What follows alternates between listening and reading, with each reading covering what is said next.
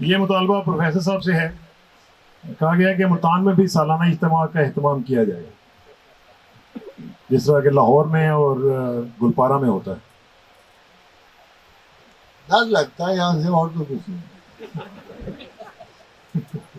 ارے خاتون حضرات، مسئلہ یہ ہے کہ ہمارا جو اپنا سالانہ اجتماع ہے وہ ہر مرتبہ کو 2-2,500 سے بڑھ جاتا ہے. میری اپنی ایک رسم ہے، میں اللہ کی ایک حدیث پہ سختی سے، کچھ حدیث قدسی ہے، سختی سے اس پہ عمل کرنا چاہتا ہوں اور کرتا ہوں. اور یہ کہ اللہ کو 2 عادتیں پسند ہیں، ایک تو حسن اخلاق اور ایک کھانا کھلانا.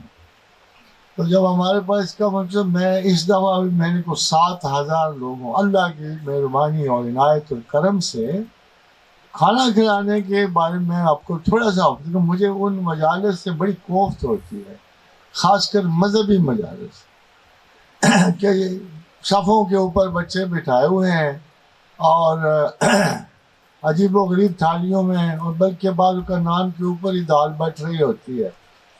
ٹو می اٹ لکس کہ ہم اپنے فنکشن تو اتنے عزت و آبرو سے اپنی شان کے لیے کرتے ہیں، اور جب بھی ہم خدا کے لیے فنکشن کرتے ہیں وہ بدترین فارم میں ہوتا ہے.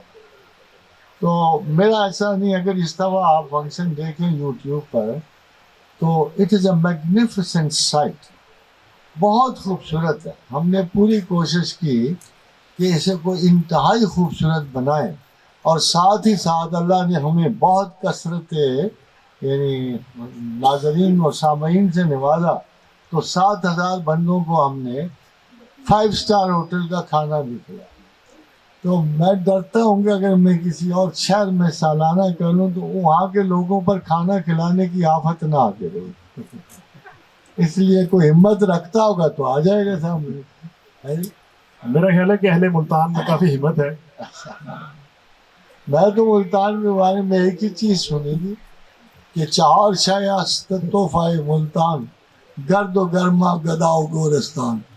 اب اگر کھانا آ گیا تو یہ 5ویں صفت ہو. لیکن گھر تو آج کل لاہور بہت زیادہ ہے.